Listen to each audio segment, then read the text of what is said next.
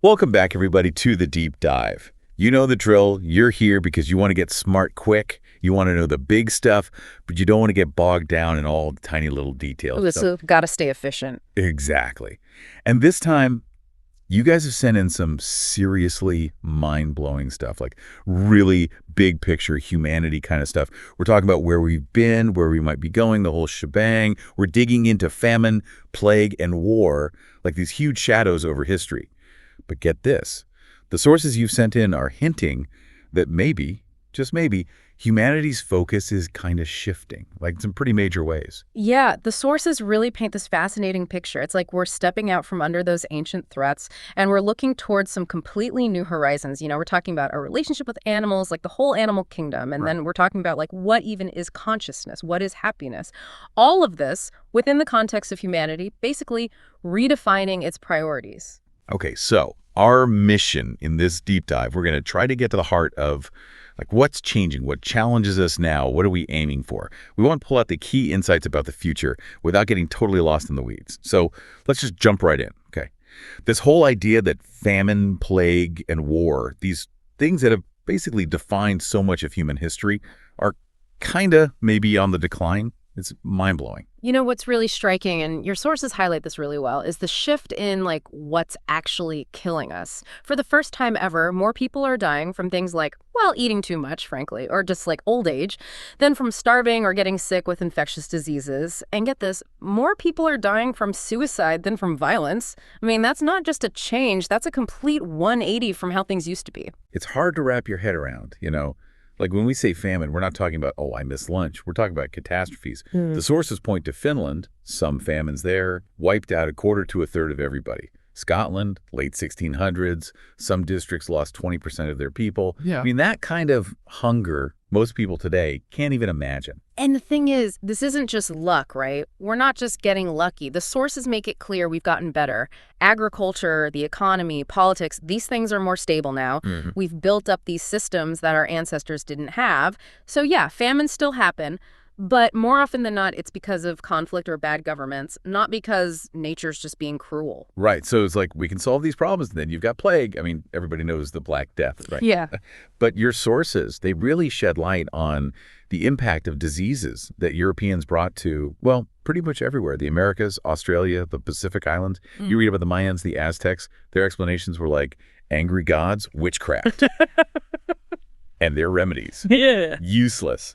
Right. It just shows how much our understanding of disease has changed. The idea that these like tiny little things you can't even see could be causing all this death, that was a totally foreign concept for most of human history. And that understanding, that's what lets us fight disease today. Now, here's the thing, right? The world is so interconnected now. Like, we're potentially way more vulnerable to pandemics. Think about the 1918 flu, the Spanish flu. It spread like wildfire. And today, with airplanes and everything, a new virus could be everywhere in days. That's the question, right? Why haven't we seen those kinds of pandemics, the kind that just wiped out huge chunks of the population? The sources point to this. We've gotten a lot better at preventing and handling epidemics. Child mortality rates from these diseases, they're way down. Even things like AIDS, Ebola, which seemed really scary at first, they ended up showing us that we can figure this stuff out. We can track diseases, develop treatments. It's not about divine punishment anymore. It's a biological problem we can solve. It's like that whole narrative has shifted. And then there's war. Right. Violence. I mean, the numbers here are crazy. In ancient times, like agricultural societies, violence caused something like 15% of all deaths. Think about that. By the 1900s, it was down to about 5%. And now it's around 1%. I mean, that's a massive drop in how much we're killing each other. And what's really interesting is how we've learned to manage these super destructive technologies. The Cold War is a perfect example. We had enough firepower to wipe out, well, pretty much everything, but we didn't use it. We held back. Maybe it was fear, maybe it was understanding that, everyone loses in that scenario, but we didn't destroy ourselves. We've almost gotten used to living with the possibility of total annihilation hanging over our heads. So the takeaway here seems to be that when we look at famine, plague, and war today, the suffering that's still happening, it's not some act of God. It's not some force of nature. It's on us. It's because of choices we make, politics, the way our societies are set up. And realizing that, as your sources suggest, it puts a lot of responsibility on us. But it also means we have the power to change things. Exactly. If we've managed to bring these age-old threats down so much, what does that say about what else we can do? And that leads us to the really exciting part of your sources, this idea that maybe, just maybe, humanity's moving on to a whole new set of goals, like a completely different agenda. And your sources lay out this new agenda. It's all about three things: overcoming death, achieving some kind of ultimate happiness or bliss, and get this, attaining a form of divinity. It sounds like science fiction. It does, doesn't it? It's like we're rewriting the rules of the game. Right. So let's start with conquering death. Yeah. The argument seems to be that we're starting to see death not as something that just happens, but as a technical problem. That's a huge shift in perspective. Instead of accepting death as just a part of life, we're reframing it. It's organ failure, genetic errors, infections. It's like a machine breaking down. And if it's a technical problem, then we can find a technical solution. And your sources, they point to all this progress in things like genetic engineering, regenerative medicine, nanotechnology.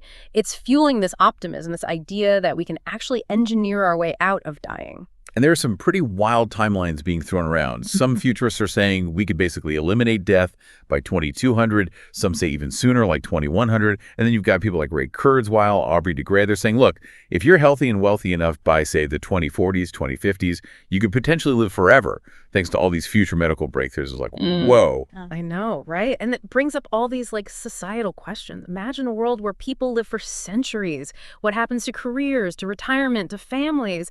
Your source even quotes Max Planck, the physicist. He said, "Science advances one funeral at a time." Like, what if people just stop dying? Does scientific progress grind to a halt? It really makes you think about the whole idea of societal progress, you know?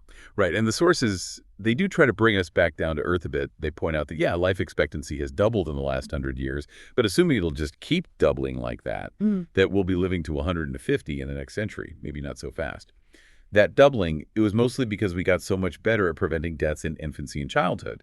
And as your sources point out, living into your 70s or 80s, that wasn't unheard of in the past for people who made it past childhood. Galileo, Newton, Michelangelo, they all lived pretty long lives. Even chimps in the wild can live a long time.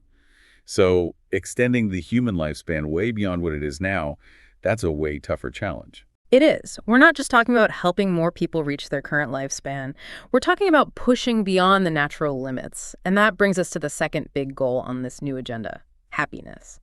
Or like total bliss. Your sources talk about Bentham, the philosopher, his idea of maximizing happiness for everyone, and how this idea of happiness has become like a central goal for governments, for businesses, even for science. It's like everywhere you turn, someone's telling you to be happy.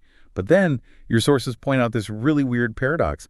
We're wealthier than ever in a lot of the world, but are we actually happier? Yeah. If you look at South Korea, they're super developed, prosperous, but they also have a really high suicide rate. It makes you wonder, is all this stuff we're chasing actually making us happy? It does. And it forces us to look at what happiness really is. Your sources dive into this, like the neuroscience of it all. They explain that happiness, sadness, it all boils down to sensations in our bodies. Pleasant sensations, unpleasant sensations. It's all chemicals. So that promotion you get, that lottery win, they don't make you happy directly. They just trigger these chemical reactions in your brain that you experience as happiness. Which brings up this kind of scary possibility, right? If happiness is just chemicals, could we just manipulate those chemicals? Like with drugs. The sources hint at this idea of like governments and companies encouraging the use of certain drugs to make people more stable, more productive, while other drugs are banned. It makes you think about free will, about what it means to be human, you know? Absolutely. And it connects to that third goal we talked about, the most ambitious one, attaining divinity. Your sources bring up some wild concepts here. Cyborg engineering, like merging our bodies with machines, and even non-organic mind control, things like helmets that can read your brain. They give this example of a company in Sweden, Epicenter. Their employees are actually implanting microchips in their hands. It's like the line between human and machine is getting blurry. It's like we're trying to become superhuman. Like we want to escape our limitations. And the sources suggest that all of this, overcoming death, achieving bliss, merging with technology, it's all part of this bigger project, this human quest to become like gods, to transcend what we are now. It's fascinating. And the thing is, this whole new agenda, it might actually clash with the dominant worldview we've had for centuries. Oh, Humanism. Can you remind us what humanism is all about, Yeah. based on your sources? Sure. Humanism is basically the idea that human feelings, human experiences, those are the most important things. They're the source of meaning, of authority. It's about valuing the human perspective above all else. And that's where the conflict comes in, right? What if we start messing with what it means to be human through genetic engineering, AI, stuff like that? What if we create these huge inequalities, these new forms of intelligence? What happens to the humanist idea that all human experiences are equal, that they're all valuable? Could humanism itself become obsolete? It's a scary thought. It makes you really question what you believe about yourself, about humanity. And speaking of questioning things, your sources then dive into consciousness and free will. And this is where it gets really deep, really philosophical. The scientific view that they present is that we're all just algorithms. Like even us, these complex humans, we're just intricate algorithms shaped by evolution. That's a tough one to swallow for a lot of people. The idea that there's no soul, no immaterial essence, that it's all just like chemicals and electrical impulses, it challenges our whole idea of who we are. And it leads to this idea that maybe we don't really have free will. Maybe our choices, our actions, they're all just the result of like predetermined biological processes or random events at the molecular level. It doesn't leave a lot of room for conscious choice, does it? Not really. The sources, they give some everyday examples to make this point. Like, why do you choose a red car over a black car? Why do you vote for one candidate over another? Their argument is those choices are actually the result of all these underlying factors, your biology, your environment, not some truly free act of will. And then they bring up those experiments with rats where they could control the rats' movements just by stimulating their brains. It's Yeah. pretty wild. And it's not just rats. They talk about experiments with humans, too, like using this thing called transcranial magnetic stimulation to manipulate fear in snipers. It's like even our deepest emotions, the things we think are so personal, so uniquely us, maybe they can be controlled from the outside. It's unsettling, isn't it? Mm-hmm. It makes you wonder if there even is a self, like this singular, authentic self. The sources suggest that maybe that's just another story we tell ourselves. They point to these cases of split brain patients where the two halves of the brain can't communicate with each other and they end up like acting independently. It's like two different people in the same body. That's wild. And then there's this idea of the experiencing self versus the narrating self. The experiencing self is the one who's living in the moment, feeling everything. The narrating self is the one who remembers, who tells the story of our lives. The sources use this example of the cold water experiment and the colonoscopy example to show how these two selves can have completely different experiences.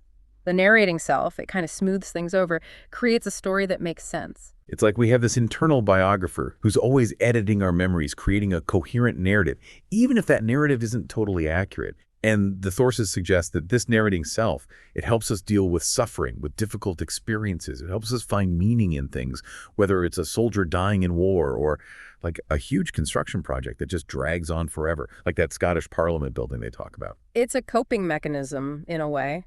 And that brings us to artificial intelligence.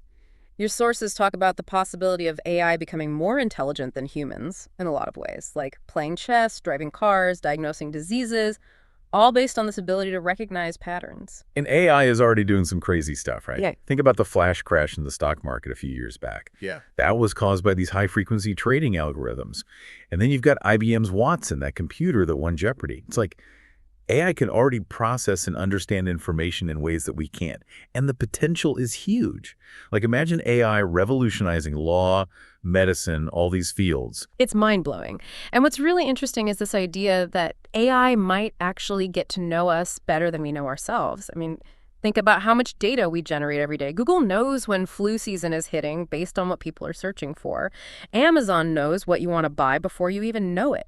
These algorithms are constantly learning about us, figuring out our patterns. It's kind of creepy, but also fascinating. Yeah. And the sources suggest that this could lead to us like letting algorithms make decisions for us. Like maybe Google will vote for us based on our online activity, or maybe our self-driving cars will just take us wherever Waze tells them to. It's like a shift in authority from us to the algorithms. We might just get used to being monitored and guided all the time. That's a big one. And that leads to the final big idea in your sources, dataism. This idea that maybe dataism is becoming like the new dominant worldview. So how do your sources define dataism? They describe it as this worldview that says information flow. That's the most important thing. And that life itself is basically just data processing. From a data's perspective, it doesn't matter if it's a human experience or like the experience of a plant or an animal. It's all just data.